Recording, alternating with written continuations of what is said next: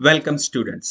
आज के सेशन में हम final accounts of banking company इस टॉपिक पे डिस्कशन करने जा रहे हैं। As per banking regulation act 1949 हमें बैंकिंग कंपनी के फाइनल अकाउंट्स एक स्पेसिफिक फॉर्मेट में ही प्रिपेयर करने होते हैं और ये फॉर्मेट हमें बैंकिंग रेगुलेशन एक्ट में ही दिया गया है। तो ये जो फॉर्मेट है ये फॉर्मेट दो पार्ट में डिवाइड किया गया है, फॉर्म ए और फॉर्म बी। यहाँ पे आप स्क्रीन पे देख रहे हैं ये है form A. Form A is related to the balance sheet of banking company.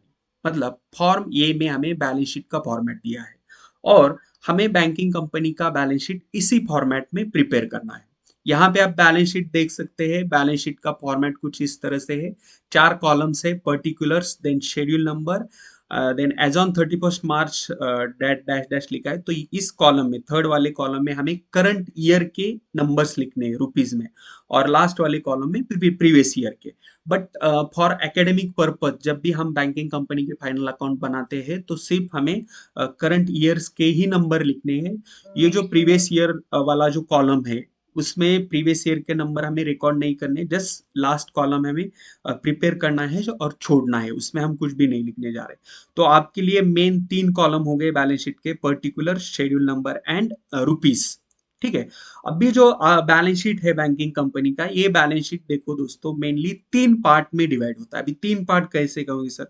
तो फर्स्ट यहाँ पे आप देख सकते हैं कैपिटल एंड लायबिलिटीज, एक पार्ट हो गया। उसके बाद असेट्स और थर्ड पार्ट है ये आउटसाइड बैलेंस शीट रिकॉर्ड करते हैं हम, contingent liability and bills for collection. तो ये आउटसाइड बैलेंस शीट आता है। तो इस तरह से अगर आप इसको स्प्लिट करेंगे पार्ट को तो आपको ये अच्छी तरह से मेमोराइज होगा। अदरवाइज बहुत सारे स्टूडेंट कंफ्यूज होते हैं, सर 16 शेड्यूल्स है, हम इसको सीक्वेंसली कैसे याद रखेंगे, और कंफ्यूजन होता है, मिस्टेक्स होती है। तो इसके लिए ये एक सिंपल ट्रिक है, आपको जस्ट ये जो बैलेंस शीट है इसका ये बैलेंस शीट में कितने शेड्यूल्स आते हैं और वो अलग अलग पार्ट्स में स्प्लिट करने। तो यहाँ पे आया, जैसे मैंने बोला कि फर्स्ट पार्ट है कैपिटल एंड लायबिलिटीज का और फर्स्ट पार्ट में आते हैं 5 शेड्यूल। Schedule number 1, 2, 3, 4 and 5। ये जो 5 शेड्यूल है ये 5 शेड्यूल है कैपिटल एंड लायबिलिटीज रिलेटेड। ठीक है। उसके बाद जो 6 शेड्यूल है, मतलब schedule number 6 to schedule number 11, पहले 5 तो हो गए कैपिटल एंड लायबिलिटीज के, उसके बाद वाले 6 schedule they are related to the assets of the banking company. तो यहाँ पे आप देख सकते हैं schedule number 6, 7, 8, 9, 10 and 11 they are related to the assets of the banking company.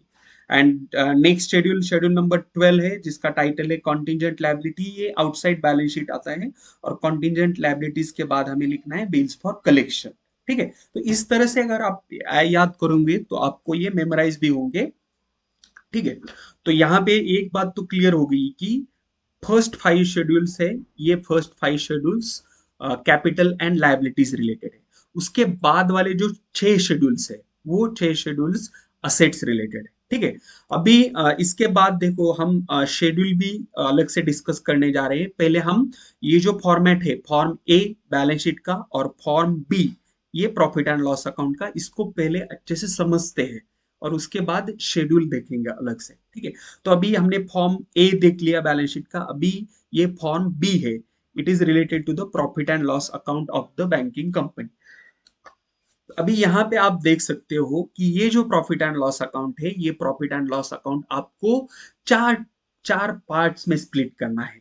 इसको चार पार्ट में डिवाइड कीजिएगा। अभी चार पार्ट कौन से देखो।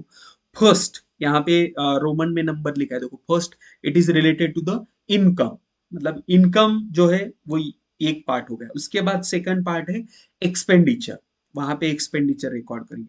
उसके बाद थर्ड पार्ट है प्रॉफिट एंड लॉस अकाउंट।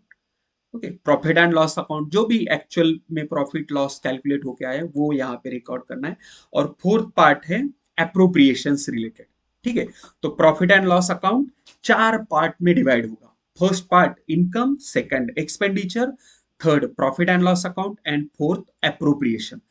अभी हम इसे थोड़ा अच्छे से समझते हैं। देखो फर्स्ट जो पार्ट है इनकम, तो इनकम में देखोगे आप कि दो ही पार्ट है, मतलब दो ही आइटम्स आते हैं या दो ही शेड्यूल्स आते हैं, क्योंकि जो फॉर्मेट है लगभग बैलेंस शीट जैसा ही है।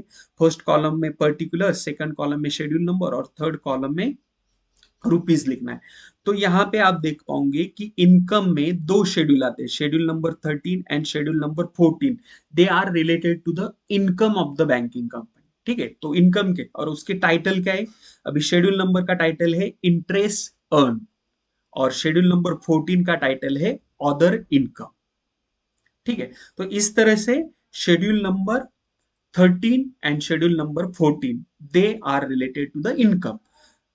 देखो दोस्तों, यहाँ पे आपको लग रहा है कि ये कैसे आएगा, तो जो टोटल जो भी इनकम अर्न किया रहेगा फर्म में, वो हमें शेड्यूल नंबर 13 और 14 जो हम अलग से बनाने वाले हैं, क्योंकि शेड्यूल हमें अलग से बनाने होते हैं। हम मैं दिखा रहा हूँ आपको शेड्यूल आके, पहले आप फॉर्मेट समझिए। ठीक है, तो फर्स्ट पार्ट हो गया प्रॉफिट एंड लॉस अकाउंट का इनकम, जिसमें दो शेड्यूल आते हैं। उसके बाद सेकंड पार्ट है, second part is related to the expenditure.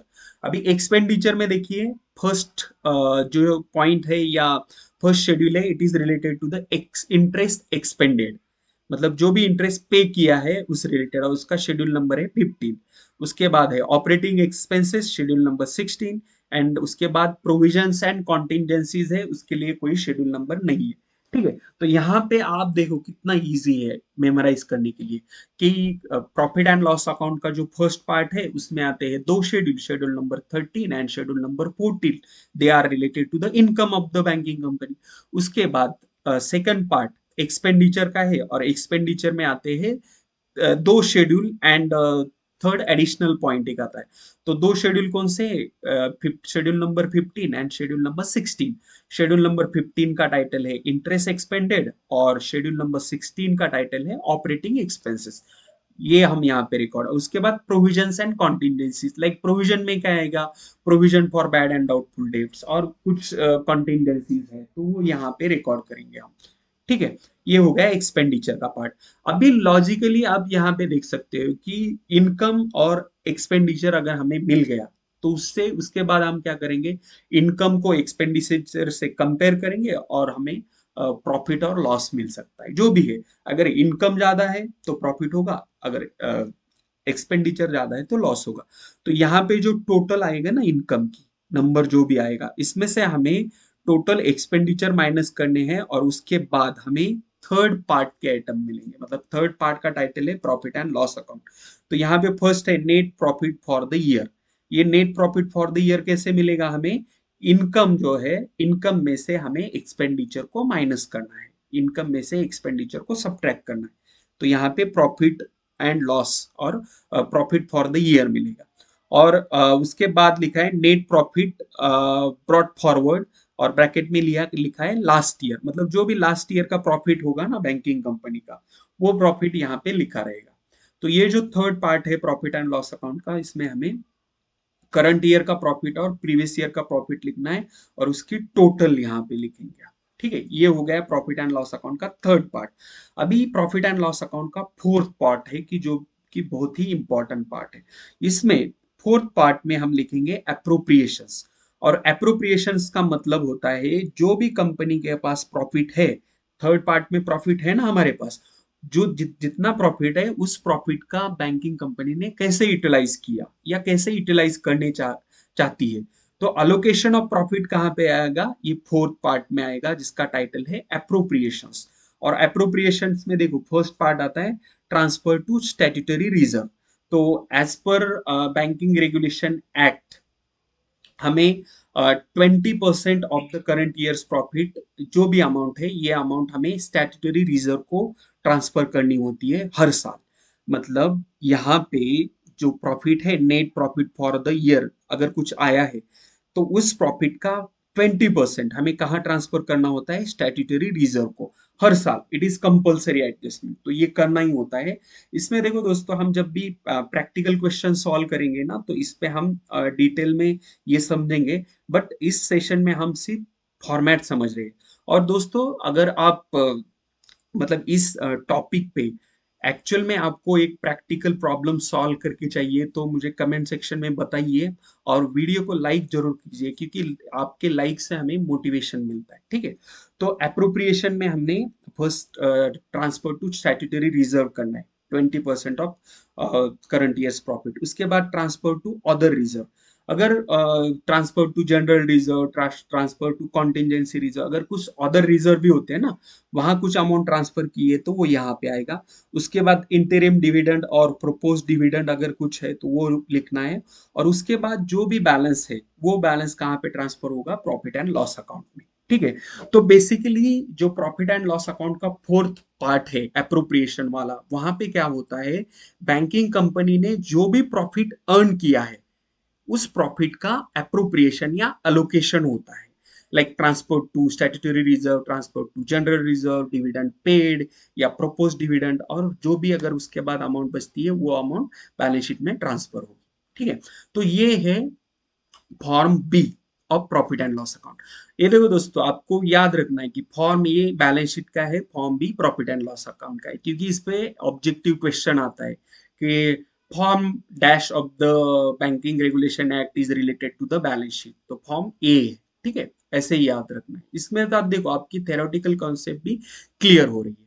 ठीक है, यहाँ तक तो आप हमने डिस्कस किया कि balance sheet and profit and loss account इसके फॉर्मेट कैसे। इसके बाद वाला मेन पार्ट है दोस्तों, हमें शेड्यूल समझने हैं, क्योंकि यहाँ पे सिर्फ हमने शेड्यूल का टाइटल और उसका नंबर लिखा है और आगे रुपीस लिखा है, तो इसका कैलकुलेशन कहाँ पे होगा, तो इसका कैलकुलेशन एक्चुअल इस तरह से हम शेड्यूल बनाएंगे। तो यहाँ पे आप देख सकते हैं शेड्यूल नंबर 1 है जिसका टाइटल है कैपिटल।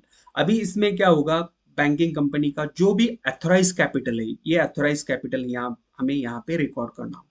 उसके बाद बैंकिंग कंपनी का इश्यूड एंड सब्सक्राइब कैपिटल जो है वो रिकॉर्ड करना होगा। देखो students, authorise capital and issued and subscribe capital ये अलग अलग हो सकते हैं, क्योंकि authorise capital most of the time ज्यादा होता है इश्यूड एंड सब्सक्राइब कैपिटल से, क्योंकि authorise capital is the maximum amount. Okay, और बैंकिंग कंपनी या कोई भी कंपनी क्या करती है, वो जो मैक्सिमम अमाउंट है वो सारा कैपिटल इश्यू नहीं करती, उसमें से कुछ capital as a reserve capital रखती है। ठीक है, तो एथोराइज कैपिटल लिखना है अलग से, उसके बाद इश्यूड एंड सब्सक्राइब कैपिटल लिखना है, और उसके बाद called up and paid up capital. ये नंबर हमारे लिए इंपॉर्टेंट है, क्योंकि authorise capital, issued and subscribe capital just mention करना है, but called up and paid up capital जो है ये कैपिटल हम जो बैलेंस शीट का फॉर्मेट है वहां पे रिकॉर्ड करेंगे।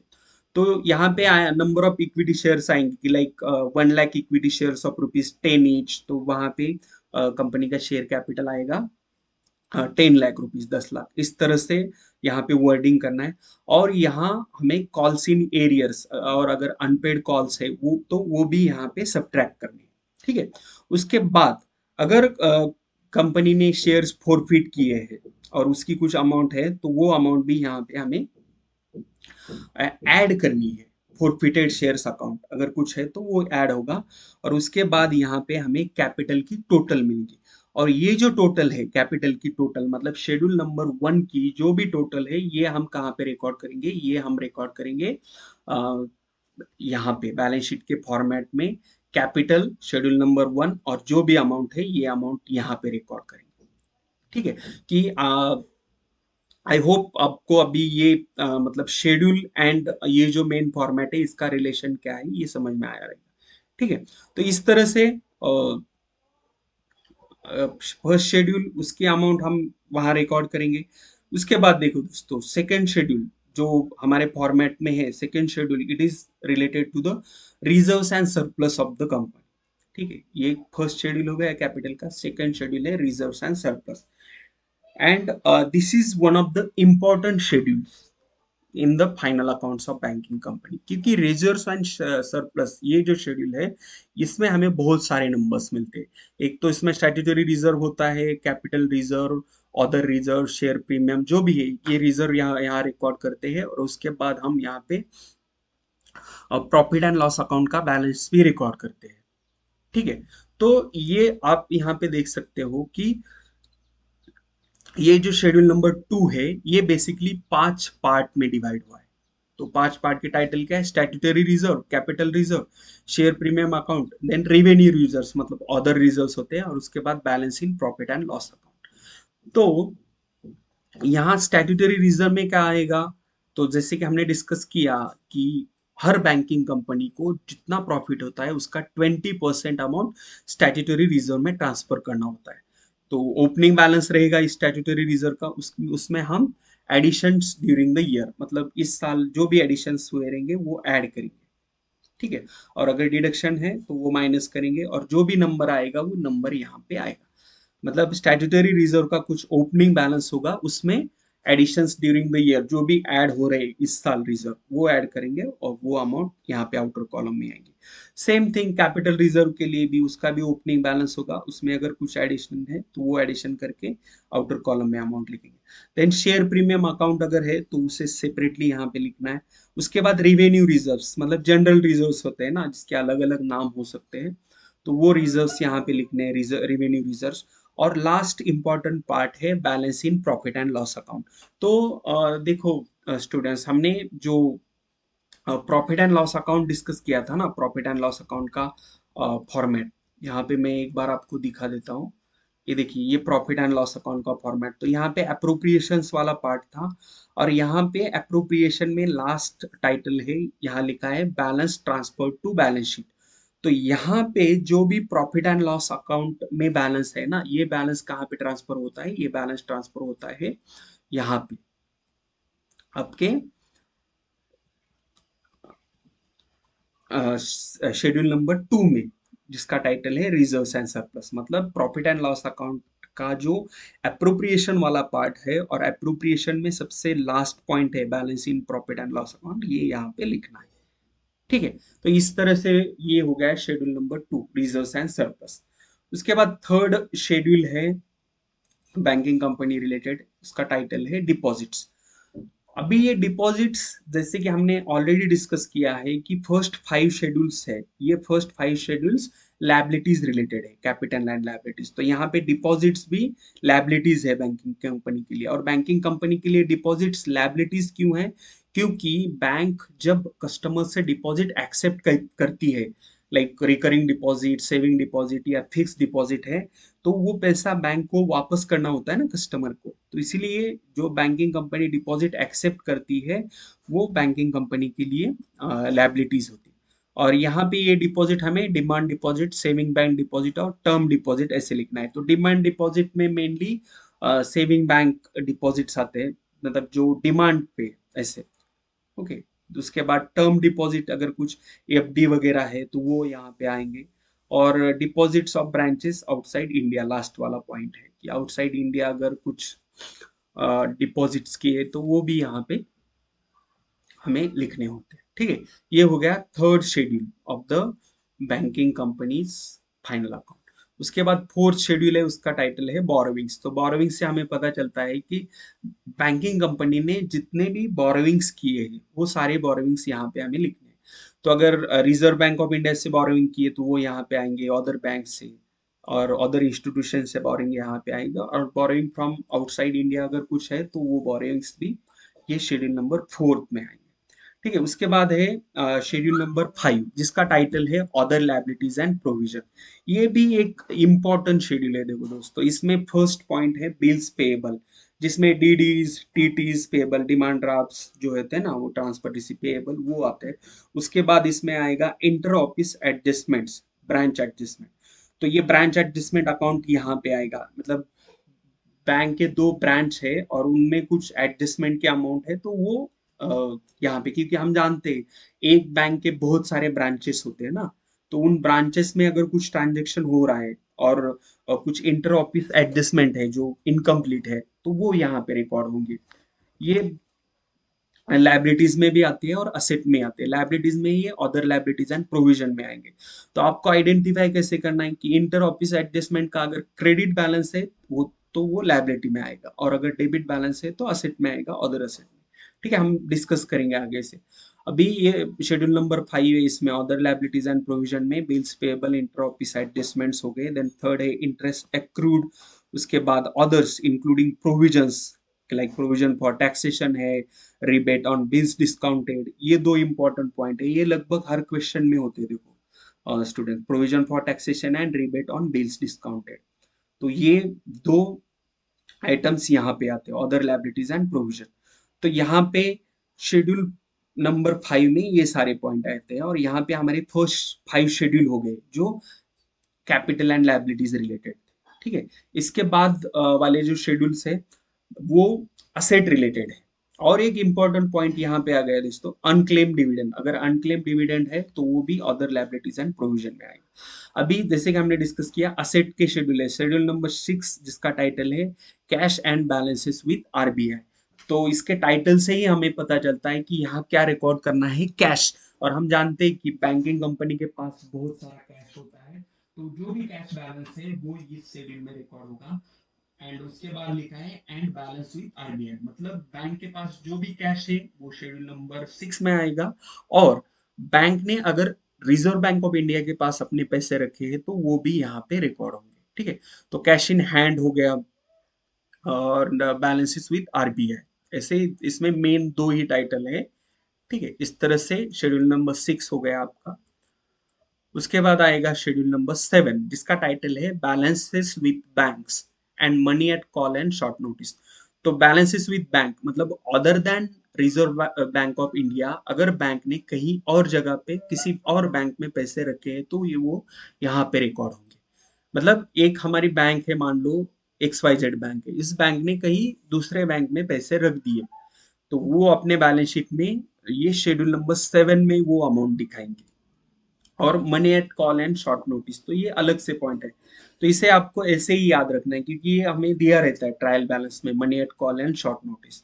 अभी इसमें देखिए जो भी बैलेंसेस विद अदर बैंक्स है, balances with bank in India and outside India, ये पॉइंट ऐसे ही आते हैं, स्प्लिट करके लिखना होता है, ठीक है। तो इसमें मेन दो टाइटल है balances with bank and money at call and short notice. ये हो गया आपका शेड्यूल नंबर 7, ठीक है। नेक्स्ट है शेड्यूल नंबर 8। शेड्यूल नंबर 8 में आते हैं इन्वेस्टमेंट्स। तो इसमें again investment in India and investment outside India, ऐसे हमें स्प्लिट करके लिखना है।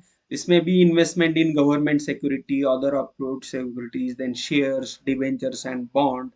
एंड इसमें एक इंपॉर्टेंट पॉइंट आता है इन्वेस्टमेंट में, दैट इज गोल्ड। अगर ट्रायल बैलेंस में कहीं गोल्ड दिया है तो आपको वो इन्वेस्टमेंट्स में लिखना है। बट यहाँ पे सिल्वर नहीं आता, देखो दोस्तों, सिल्वर अदर असेट में जाता है, गोल्ड इन्वेस्टमेंट्स में लिखना है, ठीक है। तो इन्वेस्टमेंट इन इंडिया में ये सारे पॉइंट्स लिखने, और आउटसाइड इंडिया में सिक्योरिटीज, अदर गवर्नमेंट की सिक्योरिटीज वगैरह कुछ है। तो ये भी एक इंपॉर्टेंट शेड्यूल है, schedule number 8, it is related to the investment. उसके बाद और एक इंपॉर्टेंट शेड्यूल, शेड्यूल नंबर 9 जिसका टाइटल है एडवांसेस। इसमें हम लिखते हैं देखो bills purchased and discounted, then loan, cash credit and overdraft. क्योंकि यहाँ पे वो सारी चीजें लिखनी है जो बैंक ने दी है लोगों को as a loan, as a advance, तो वो यहाँ पे आएंगी सारी चीजें, ठीक है।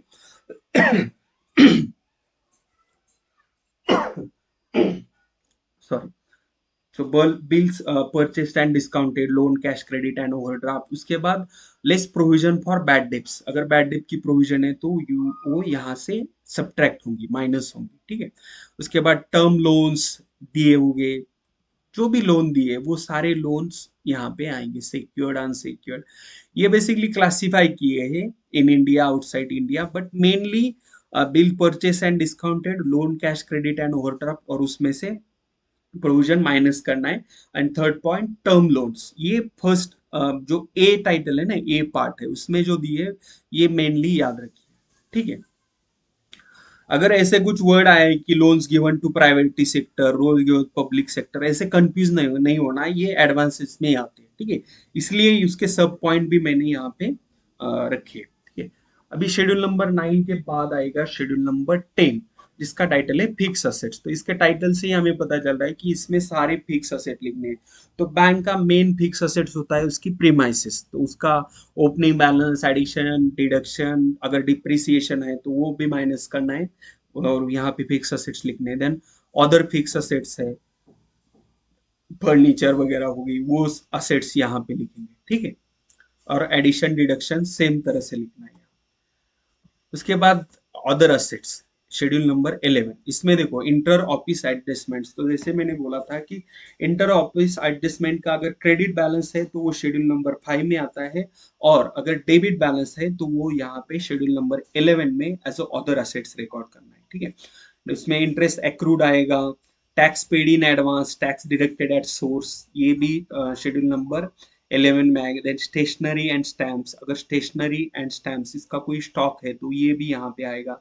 उसके बाद non banking assets acquired in settlement of claim, ये पॉइंट अच्छी तरह से याद रखिए स्टूडेंट्स की, non banking assets acquired in settlement of claims ये हमें रिकॉर्ड करने हैं शेड्यूल नंबर 11 में। देन अदर्स में यहाँ पे पॉइंट स्पेसिफाई करना चाहूंगा मैं कि अगर सिल्वर दिया है क्वेश्चन में तो सिल्वर यहाँ पे लिखना है अदर असेट में, ठीक है। तो ये जो अदर असेट का शेड्यूल था, यहाँ तक ही हमारे असेट्स के शेड्यूल आते हैं, मतलब schedule number 6 to schedule number 11 all these schedules are related to the assets. उसके बाद शेड्यूल नंबर 12 आता है कॉन्टिजेंट लायबिलिटीज का। इसमें ऐसी लायबिलिटीज लिखनी है कि जो एक्चुअल लायबिलिटीज नहीं है बैंक को, ये लायबिलिटी हो सकती है, मतलब डिपेंड्स ऑन फ्यूचर। तो इसमें देखिए क्या क्या आता है, claims against the bank not acknowledged as डेब्ट है। देन नेक्स्ट है liability for partly paid investments. Next है liability on account of outstanding forward exchange contracts. Then guarantees given on behalf of constituents.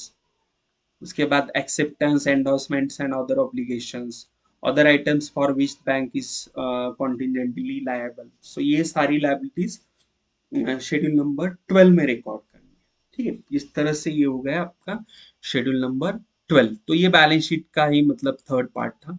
अभी प्रॉफिट एंड लॉस अकाउंट का first part जो income related है, इसमें interest earn, तो इसमें interest discount on bills ये आएगा। और इस पे एक एडजस्टमेंट होती है, देखो दोस्तों, रिबेट ऑन बिल्स डिस्काउंटेड, अगर रिबेट्स ऑन बिल्स डिस्काउंटेड है तो ये हमें यहाँ पे माइनस करने। देन उसके बाद income on investment, interest on balances with reserve bank of India and other interbank funds others, ये सारी चीजें आएंगी शेड्यूल नंबर 13 में इंटरेस्ट अर्न में, ठीक है।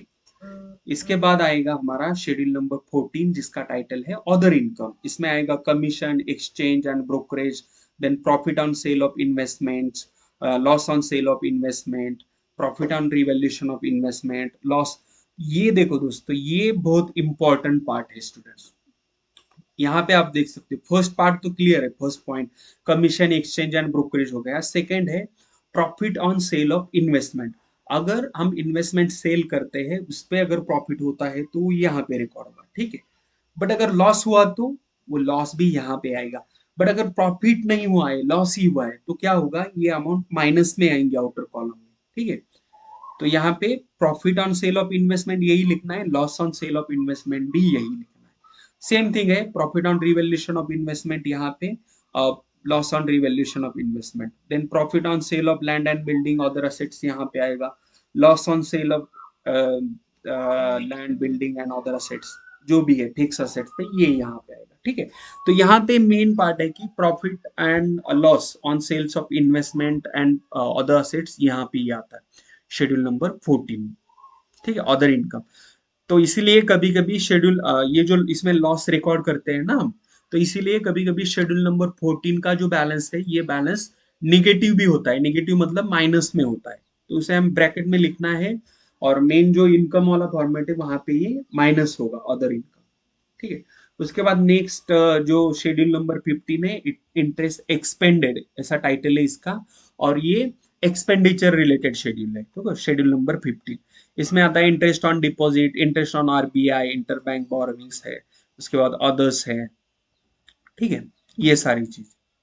तो ये हो गया शेड्यूल नंबर 15, मतलब इंटरेस्ट ऑन डिपॉजिट्स, जो भी हमने डिपॉजिट पे इंटरेस्ट पे किया है वो आएगा, इंटरेस्ट ऑन आरबीआई से अगर कुछ बोरोविंग्स की, ये हो गया शेड्यूल नंबर 15। और उसके बाद last schedule, schedule number 16 operating expenses का है।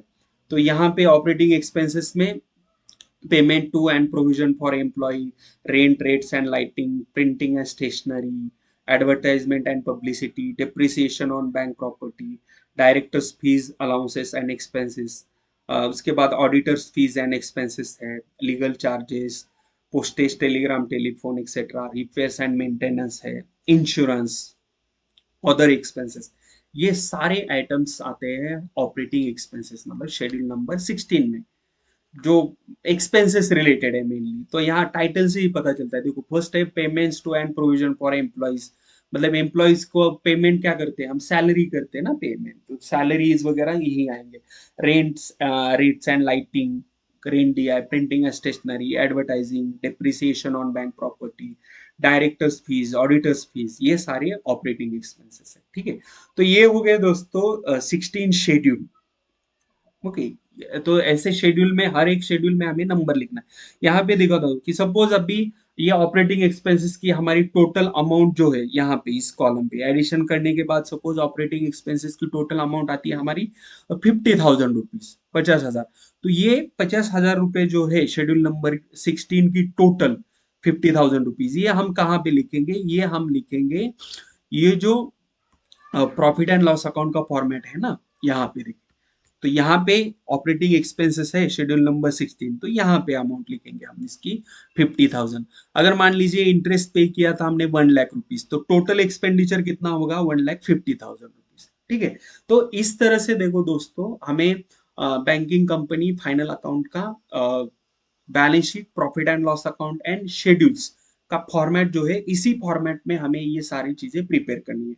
और आपको देखिए, अगर बैंकिंग कंपनी फाइनल अकाउंट पे आपको अगर क्वेश्चन सॉल्व करना है, फाइनल अकाउंट पे प्रैक्टिकल प्रॉब्लम अगर सॉल्व करना है, तो पहले आपको ये फॉर्मेट बनाना है बैलेंस शीट का, उसके बाद बनाना है प्रॉफिट एंड लॉस अकाउंट का फॉर्मेट, उसके बाद शेड्यूल्स बनाने हैं ऐसे 16 शेड्यूल्स। ठीक है, और 16 शेड्यूल्स में जो भी नंबर्स आएंगे टैली होंगे, मतलब अभी ये रिजर्व्स एंड सरप्लस का जो भी नंबर आया रहेगा यहाँ पे टैली में, जो भी अमाउंट रहेगी, ये अमाउंट हम कहाँ पे लिखेंगे? ये अमाउंट हम यहाँ पे लिखेंगे। यहाँ पे जो टाइटल है ना, जो मेन फॉर्मेट है, यहाँ पे reserves and surplus schedule number 2, जो भी अमाउंट आई रहेंगी यहाँ पे लिखेंगे। ठीक है, तो कैपिटल। तो दोस्तों ये था बैंकिंग कंपनी फाइनल अकाउंट का पूरा फॉर्मेट। दोस्तों अभी भी अगर आपको कुछ डाउट है स्पेसिमेन फॉर्मेट रिलेटेड, तो आप मुझे क्वेश्चन पूछ सकते हैं। और इस स्पेसिफिक टॉपिक पे अगर आप एक प्रैक्टिकल प्रॉब्लम चाहते हैं कि सर हमें एक प्रैक्टिकल प्रॉब्लम सॉल्व करके दिखाइए विथ द इफेक्ट्स, क्योंकि अभी आपने देखा रहेगा कि मैंने बहुत सारे स्लाइड को इफेक्ट्स दिए। अगर और प्रॉपर इफेक्ट के साथ आपको इस पे एक प्रॉपर प्रॉब्लम चाहिए, मतलब प्रैक्टिकल प्रॉब्लम और उसका पूरा सॉल्यूशन चाहिए, तो मुझे कमेंट सेक्शन में जरूर बताइए। और दोस्तों आपको वीडियो लाइक करना है, अगर आप वीडियो लाइक करते हो तो एक तरह से मोटिवेशन मिलता है और लगता है कि यार हाँ, स्टूडेंट को वीडियो अच्छा लग रहा है, तो वीडियो को लाइक करना है और आपके फ्रेंड के साथ इसे शेयर भी करना है। Thank you.